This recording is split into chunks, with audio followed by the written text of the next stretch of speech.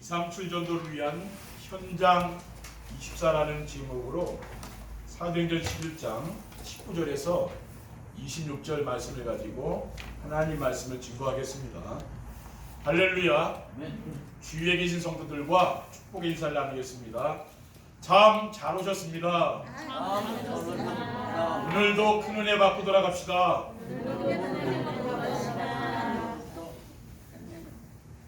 237 전도를 위한 응답 24란 언약의 말씀을 주신 하나님께서 오늘은 237 전도를 위한 현장 24란 말씀을 주셨습니다. 237 전도를 위한 나의 24는 하나님이 주신 것과 하나님이 보내주신 그리스도와 하나님이 주신 전무후무한 축복을 누리는 것이고, 237 전도를 위한 교회 24는 감람원에서 그리스도께서 제자들에게 주신 하나님 나라의 일, 오직 성령이 너희에게 마시면 너희가 권능받고 예루살렘과 온 유대와 사마리아 땅까지 이르러 내 증인되리라고 하신 말씀이 우리 교회와 우리 성도님들의 삶 속에서 성취되도록 매일 집중 기도를 하는 것입니다.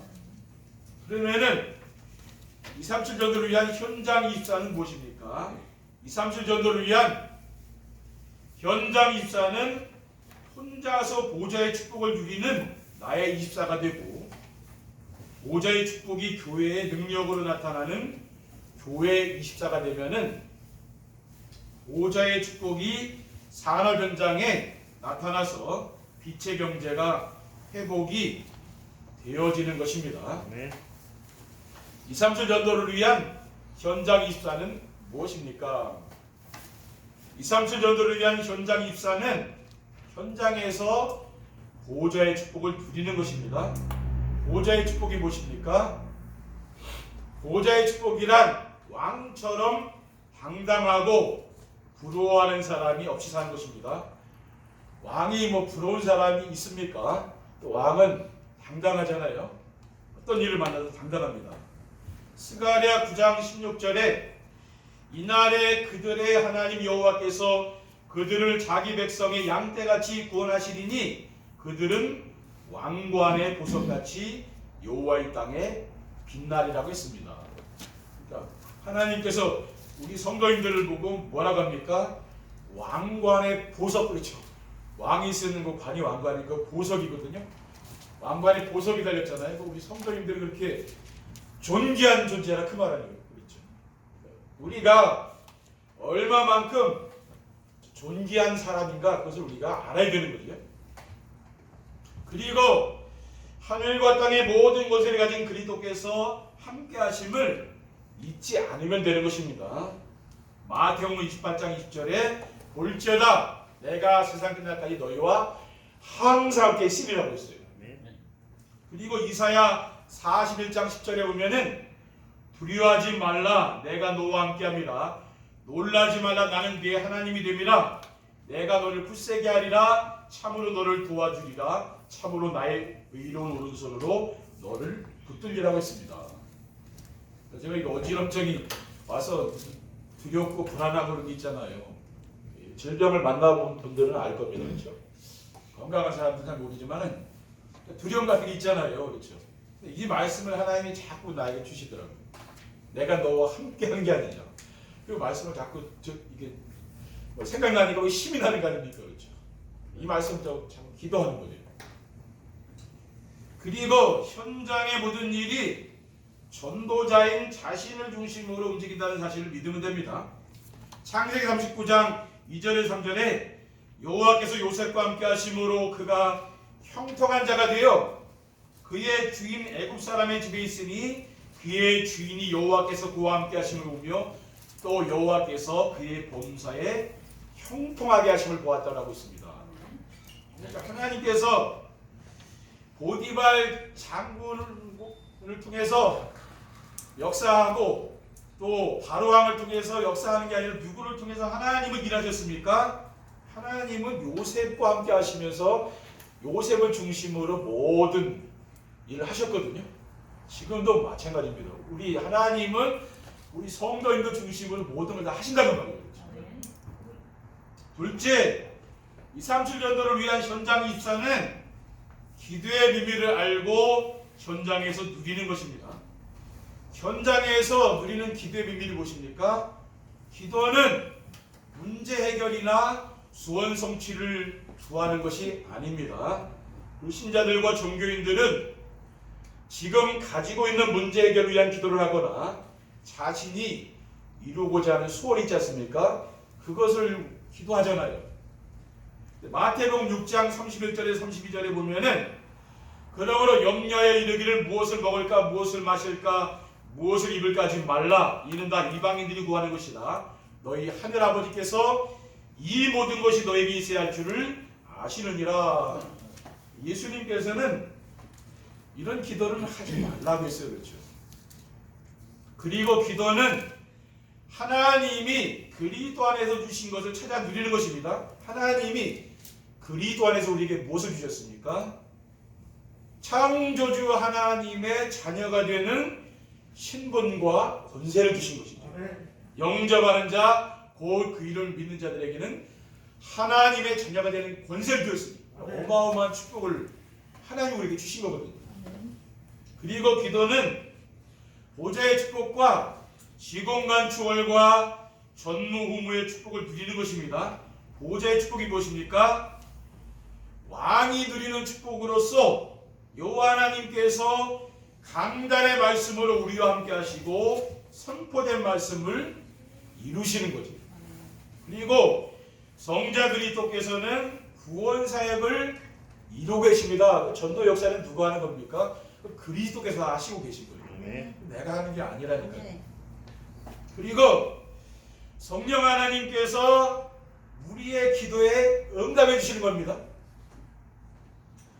시공간 추월의 축복은 무엇입니까?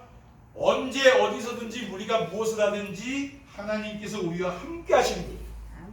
우리가 하나님의 낯을 피할 수 있는 사람은 세상에 없는 거죠. 우리가 아무리 숨어서 어디 있어도 하나님 다 아시거든요. 그렇죠? 전무후무한 축복은 날마다 그리스도께서 탄생하신 성탄절을 내가 누리는 거죠. 그리고 십자가의 죽으심과 사망 권세를 이기시고 다시 살아나신 부활절, 날마다 이런 부활의 기쁨을 우리가 누리는 겁니다. 그리고 우주와 만물을 창조하신 창조주 하나님의 자녀가 된 날을 내가 누리는 거죠. 기뻐한다는 말이죠. 매일 그 기쁨을 누리면서 하는 겁니다. 셋째, 237 전도를 위한 현장 입사는 우리가 현장에서 24하는 거죠. 집중하는 겁니다. 237 치유사역 서밋 운동을 위해 기도를 하는 것입니다. 237과 치유사역과 서밋 운동이 무엇입니까? 237 전도를 하려면은 우리 성도님들의 산업이 237이 되어야 된다. 세계화가 되어야 된다. 그 말이에요. 성도들의 산업 현장이 237 나라와 5천 종족을 살리는데 방향을 맞춰야 되는 거죠. 오늘 본문 19절에 21절에 보면은요. 그때 스데반의 일로 일어난 환란으로 말미암아 어떤 자들이 베니게와 구브로와 안디오까지 이르러 유대인에게만 말씀을 전하는데 그 중에 구브로와 구레네 몇 사람이 안디옥에 이르러 헬라인에게도 말하여 주의 손을 그리스도를 전파하니 주의 손이 그들과 함께 하심에 수많은 사람이 믿고 주께 돌아오더라라고 했어요. 그러니까 스데반의 이 순교로 말미암아 모든 사람들이 다 흩어진 거죠. 그렇죠? 예루살렘 교회에서 다 흩어져서 외국을 갔습니다. 안디옥에 가니까 거기 외국인들이 사는 거 아니에요? 그 안디옥 사람들에게 처음으로 이제 복음이 이제 증거되는 겁니다. 그게 바로 안디옥 교회가 거기서 탄생한 거죠. 그리고 237 전도를 하려면은 현장에서 치유운동이 일어나야 됩니다. 사도행전 3장에 보면은 성전 미문에 앉아서 구걸하던 나면서 앉은 뱅이가 있는데 베드로가 성전에 들어가다가 그 앉은 뱅이를 보고 은과 금은 내게 없거니와 내게 있는 이것을 내게 주노니 곧 나사렛 예수 그리스도 이름으로 일어나 걸으라고 했어요. 그러니까 그 안진뱅이가 손을 잡아서 일으키니까 발과 발목 있고 힘을 얻고 뛰어서서 걸으며 그들과 함께 성전으로 들어가면서 걷기도 하고 뛰기도 하며 하나님을 찬송했다고 했습니다. 그 안진뱅이가 일어난 거예요. 그렇죠? 그럼 기적이 일어난 거죠. 그리고 그 안진뱅이가 성전에 들어가서 하나님을 찬양하고 예배하지 않았습니다. 그리고 역사가 일어난 거예요. 그리고 237 전도를 하려면 현장에서 서밋 운동이 일어나야 됩니다. 사도행전 19장 8절에 9절에 보면 바울이 회당에 들어가 석 달 동안 담대히 하나님 나라에 관하여 강론하며 권면하되 어떤 사람들은 마음이 굳어 순종하지 않고 무리 앞에서 이도를 비방하거늘 바울이 그들을 떠나 제자들을 따로 세우고 두란노 소원에서 날마다 강론하니라라고 했습니다. 아시아에서 회당에 들어가서 사도 바울이 복음 전하고 거기에서 또 따로 제자들을 따로 모아서 두란노 소원에서 달마다 복음을 전하니까 어떻게 됐습니까? 그 인재들이 있는 곳에는 그곳에 그렇죠? 두란노 소원 이런 데. 그러니까 이게 치유가 되면 뭡니까? 치유가 되면 서밋이 된다고. 정상이 되는 사람이. 그런 뭡니까? 그런 운동이 일어나는 것을 말하는 겁니다. 그러니까 영적 문제 있는 사람이 교회에 나와서 치유되면 뭡니까? 그 사람이 서밋으로 이제 세워진다니까요. 우리 렘넌트들도 치유가 되면 뭐 정상이 됩니다. 237 전도를 위한 현장 입사 응답을 누리려면 어떻게 하면 됩니까? 현장 입사 응답을 누리려면 강단에서 선포된 말씀을 나에게 주신 언약으로 잡으면 됩니다. 하나님은 2020년도에 들어와서 237 전도를 위한 응답 24란 말씀을 주셨습니다. 237 전도는 세계 복음화를 위한 새로운 전도 전략이고 237 전도를 위한 응답은 플랫폼과 망대와 안테나가 되는 것이며 237 전도를 위한 응답 24는 하나님이 나에게 주신 것을 찾아 누리는 것이라고 했습니다. 그리고 하나님은 1월 둘째 주일에 237 전도를 위한 나의 입사란 말씀을 주셨습니다. 237 전도를 위한 나의 입사는 하나님이 주신 것을 찾아 누리는 것이고 하나님이 보내주신 그리스도를 누리는 것이며 하나님이 주신 전무후무의 축복을 찾아 누리는 것이라고 했습니다. 그리고 하나님은 지난 주간에 237 전도를 위한 교회 24란 말씀을 주셨습니다. 237 전도를 위한 교회 24는 갈보리산 언약인 그리스도를 누리며 전하는 것이고 감람산 미션의 하나님 나라의 일을 찾아 누리는 것이며 마가다락방에 역사하신 오직 성령 충만을 누리는 것이라고 했습니다. 아멘. 이것이 뭡니까? 각인 뿌리 7일 된 거예요. 이 속에. 지난해 송구영신 메시지와 1월 둘째 주일과 셋째 주일 메시지를 들으시고 이러한 말씀을 우리가 언약으로 붙잡고 살면 되는 거죠. 그러니까 다시 이제 이 메시지를 들어보시면 돼요. 정시에 축복을 드리는 강단 말씀을 매일매일 듣는 겁니다. 그렇죠? 그게 어떻게 보면 저의 목회 철학이에요. 그러니까 사람은 인생 살아가는데 인생 철학이 있어야 되고 그냥 막 사는 게 아니고요. 그 목회도 목회 철학이라는 게 있잖아요. 그렇죠? 그러니까 뭔가를 어떤 방향으로 자꾸만 이렇게 가는 거거든요. 그게 어떻게 보면 저의 그 목회 철학이라고 말하자면 우리 성도인들도 뭡니까? 여러분이 교회를 나오시면은 나름대로 내 인생의 철학이 있어야 되는 거예요. 아, 나는 이렇게 인생을 살겠다는 게 저하고 여러분이 신앙생활하면 그런 게 있을 거예요. 아마. 그렇게 하시면 그럼 그 사람 인생에 성공한다니까요. 그게 없는 사람은 뭡니까? 우왕좌왕하게 되죠. 인생을 방황하게 되고. 그런 게 있는 사람은 흔들리지 않는다고 말이죠. 둘째, 현장 입사 응답을 누리려면은 언약을 붙잡고 기도할 때 일어나는 일을 알아야 됩니다. 우리가 언약을 붙잡고 기도할 때 어떤 일을 합니까? 언약을 붙잡고 기도하면은 인생의 근본 문제가 치유됩니다. 그럼 언약이 무엇이냐? 언약에는 근본 언약과 기본 언약과 조건 언약이 있습니다. 그럼 근본 언약은 무엇입니까? 인생의 근본 문제를 해결하신 그리스도, 이 그리스도를 절대 놓치면 안 되는 거죠. 그렇죠? 이게 제일 중요한 겁니다. 그러면 인생의 근본 문제가 무엇입니까? 거의 대부분의 사람들은 다른 사람을 배려하지 않고 자기밖에 모르는 자기중심, 물질중심, 성공중심의 가치관을 가지고 살아가고 있어요. 그래서 세상이 갈수록 점점 어렵고 힘든 거 아닙니까? 그렇죠? 그럼 자기중심, 물질중심, 성공중심에서 빠져나오려면 어떻게 됩니까? 예수 그리스도를 영접하고 마음에 내가 믿어야 되는 거죠. 사도행전 4장 12절에 다른 이로서는 구원을 받을 수 없나니 천하 사람 중에 구원을 받을 만한 다른 이름을 우리에게 주신 일이 없습니다 하였다라고 했어요. 그리고 기본 언약은 무엇입니까? 그리스도를 붙잡고 사는 사람과 하나님께서 함께 하시는 거죠. 그것이 바로 임마누엘의 축복을 누리는 거예요. 내가 순간순간 이 그리스도를 놓치지 않고 살게 되면은 하나님이 함께하는 그 축복을 누리게 되는 거죠. 그리고 조건 언약은 무엇입니까? 강단의 메시지를 하나님이 나에게 주신 말씀으로 믿고 순종하며 따라가는 것입니다. 우리가 정시예배를 쭉 하면 좋거든요. 쉬운 건 아니잖아요. 그렇죠? 저 주위에서 강단 말씀 맨날 듣냐 뭐 그런 사람도 있고 뭐 방해꾼들이 많이 있거든요. 그렇죠? 그런 얘기 하지 마셔요. 누구한테. 하지 마. 이거에 뭐 그런 사람도 있거든요. 그렇죠? 그럼 주일날만 듣지 왜 매일 듣냐? 그런 교회가 어딨냐 그러거든요. 생각해보니 또 그러네. 생각해보면 거기서 흔들려 버리는 거예요.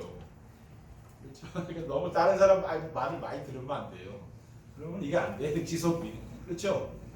좀 하려면 또 방해, 뭐 또 이렇게 생각이 들어도 방해하고 다 그러거든요. 꾸준히 이걸 해보시라는 거예요. 그럼 돼요. 그렇죠? 우리가 질병을 만나도 그게 힘들더라고요. 하기가. 쉬운 건 아니라 이걸 꾸준히 하는 거예요. 여러분이 한번 꾸준히 이렇게 해보세요. 그리고 언약을 붙잡고 기도하면은 현장의 역사도 흑암세력이 일단 무너집니다. 흑암세력이 무엇입니까? 염려, 근심, 걱정, 불평, 불만, 미움과 시기, 질투, 미래에 대한 두려움입니다. 빌보서 4장 6절에 아무것도 염려하지 말고 다만 모든 일에 기도와 간구로 너희 입고 할 것을 감사함으로 하나님께 아뢰라고 했어요. 베드로전서 5장 7절에 너희 염려를 주께 맡기라. 이는 그가 너희를 돌보심이라고 했습니다. 염려, 근심, 걱정하는 거 있죠. 이런 것들, 이런 것만 없어도 그냥 인생의 행복하거든요. 그렇죠? 그리고 언약을 붙잡고 기도를 하게 되면은 남은 자와 순례자와 정복자의 축복을 누리게 됩니다. 어떠한 경우도 살아남는 사람이 남은 자거든요. 여러분이 살아남았으니까 이 자리에 계신 거예요. 그렇죠? 살아남아서 이 자리에 계셨다. 그게 중요하거든요. 로마서 11장 4절에 5절에 그에게 하신 대답이 무엇이냐? 내가 나를 위하여 바알에게 무릎을 꿇지 아니한 사람 7,000명을 남겨두었다 하셨으니 그런즉 이와 같이 지금도 은혜로 택하심을 따라 남은 자가 있느니라. 은혜로 택하심을 따라 남은 자. 우리는 뭐 하나님 은혜로 이 자리에 계신 거예요. 그렇죠? 우리 은혜로 사는 거 아닙니까? 절대 우리 노력으로 사는 게 아니라니까요. 여러분이 인생을 많이 사시는 분들은 알 거예요. 아, 내가 하나님 은혜를 지금 이렇게 살고 있다는 게 알 겁니다. 그렇죠? 셋째, 현장 입상감을 누리려면은 자신의 현장이 237 살릴 선교지임을 믿어야 됩니다. 237 나라를 살릴 선교지인 나의 현장은 어디입니까? 전업주부가 가정에서 임마누엘의 축복을 누리면은 가족과 이웃들이 죽게 돌아오게 됩니다. 가정에서 강단의 메시지를 붙잡고 정시배를 드리며 하나님 주신 언약 미션 비전을 붙잡고 말씀 포럼하고 전달하게 되면은 하나님께서 함께 하시는 임마누엘의 축복을 누리게 됩니다. 그러면서 우리 가족들과 내 이웃 사람들에게 영향을 주는 거죠. 그렇죠? 로마서 12장 1절에 2절에 그러므로 형제들아 내가 하나님의 모든 자비하심으로 너희를 권하노니 너희 몸을 하나님께서 기뻐하시는 산제물로 드리라. 이는 너희가 드릴 영적 예배니라. 너희는 이 세대를 본받지 말고 오직 마음을 새롭게 함으로 변화를 받아 하나님의 선하시고 기뻐하시고 온전하신 뜻이 무엇인지 분별하도록 하라고 했습니다. 그러니까 여러분이 뭡니까? 늘 정시예배 강단 말씀 듣고 이렇게 기도하기를 해보시라니까요. 코로나 때문에 어디 많이 못 가잖아요, 그렇죠? 또 너무 많이 다니지 마시오. 지금 오미크론이 좀 확산되기 때문에 어디 가도 1시간 이상 계시지 말아요. 어디 가서 걸릴지 모르잖아요, 그렇잖아요. 하나님 지켜주시지만은 그게 뭐 정시예배 조용히 혼자 이렇게 예배드리시고 은혜 받으시는 그게 더 좋다니까요. 그리고 직장인이 직장 안에서 임마누엘의 축복을 누리게 되면은 직장 동료들이 죽게 돌아옵니다. 그리고 산업인이 산업 현장에서 임마누엘의 축복을 누리면은 산업인들이 죽게 돌아옵니다. 현장에서 정시예배의 축복을 누리고 나의 집사와 교회 집사의 축복을 누리게 되면은 하나님께서 함께 하시는 축복을 누리게 되어서 삶 속에서 전도가 되어지고 제자가 세워지게 됩니다. 사도행전 18장 1절 현절에 보면은 고에 바울이 아덴을 떠나 고린도에 이르러 아굴라라는 본교에서 난 유대인 한 사람을 만나니 글라우디오가 모든 유대인을 명하여 로마에서 떠나라는 고로 그가 그 안에 프리시길라와 함께 이달리아로부터 새로운지라 바울이 그들에게 가매 생업이 같음으로 함께 살며 일어나니 그 생업은 천막을 만드는 것이라고 했습니다. 그러니까 하나님이 산업인인 브리스길라 아굴라 부부를 사도 바울에게 붙였잖아요. 이게 뭡니까? 시대적인 그런 만남의 축복이기도 하거든요. 그러니까 우리 성도님들은 누구를 잘 만나야 되느냐면은 목회자를 잘 만나요. 그게 최고복이에요. 목사 이상한 사람 만나면 나도 그렇게 되는 거예요. 근데 진짜 목사 제대로 사는 사람 만나면 여러분 인생과 여러분 가정이 완전히 달라진다니까요. 그렇죠? 결론입니다. 2, 3주 전도를 위해 현장 입상답을 누리면 어떻게 됩니까? 현장에서 말씀 운동과 생명 운동이 일어납니다. 현장에서 보좌의 축복을 누리고 기도의 비밀을 알고 현장에서 누리며 237 치유사역 서밋 운동을 위해서 기도하면은 현장에서 만나는 사람들에게 복음이 전달되어 말씀 운동과 생명 운동이 일어나게 됩니다. 빌립 집사가 사마리아 성에 내려가 그리스도를 전하니까 사도행전 8장 7절에 많은 사람에게 붙었던 더러운 귀신들이 크게 소리를 지르며 나가고 또 많은 중풍병자와 못 걷는 사람이 나오니 그 성에 큰 기쁨이 있더라. 더러운 귀신들이 붙었다는 건 뭐 영적 문제 있는 사람 치유되는 거죠, 그렇죠? 그걸 말하는. 둘째로 현장에서 제자들이 일어나고 70지교 운동이 일어납니다. 강단에서 주신 말씀을 하나님께서 나에게 주신 언약으로 붙잡고 언약을 붙잡고 기도할 때 일어나는 일을 알며 자신의 현장이 237 살릴 선교지임을 믿고 살면은 전도가 되어지는 제자가 일어나게 됩니다. 70지교 운동이 일어나게 됩니다. 누가복음 10장 1절에 이전에 그 후에 주께서 따로 70인을 세우사 친히 가시려는 각 동네와 각 지역으로 둘씩 앞서 보내시며 이르시되 추수할 것은 많되 일꾼이 적으니 그러므로 추수하는 주인에게 청하여 추수할 일꾼들을 보내주소서 하라고 하셨습니다. 하나 더 말씀드리면 현장에서 흑암의 세력들이 떠나가고 산업의 빛의 경쟁에 회복됩니다. 성도들이 강단 말씀을 듣고 기록하고 전달하는 정시배의 축복을 누리고 있으면은 현장에 플랫폼이 됩니다. 현장에. 그러면은 찾아오는 사람들에게 인생 문제에 답을 주면 됩니다. 여러분에게 인생 상담하는 사람이 있으면은 그리스도를 답을 주면 되잖아요. 그렇죠? 네, 그리스도를 믿고 이렇게 행복해졌다고 얘기하면 됩니다. 그리고 그러면은 어둠 세력이 무너지고요. 하나님 나라가 이루어져서 산업 현장에 경제 축복이 나타난 줄 믿습니다. 창세기 16장 12절에서 23절에 이삭이 그 땅에서 농사하여 그의 100배나 얻었고 여호와께서 복을 주심으로 그 사람이 창대하고 왕성하여 마침내 거부가 되었다고 했어요. 하나님은 여러분의 산업에 이삭과 같이 이렇게 100배의 축복을 주실 줄 믿습니다. 기도하겠습니다. 주님 감사합니다. 오늘 주신 이 언약의 말씀을 굳게 붙잡고 현장에서 복음 누리며 24의 응답을 누릴 수 있도록 축복해 주시옵소서. 주 예수 그리스도의 이름으로 기도드립니다.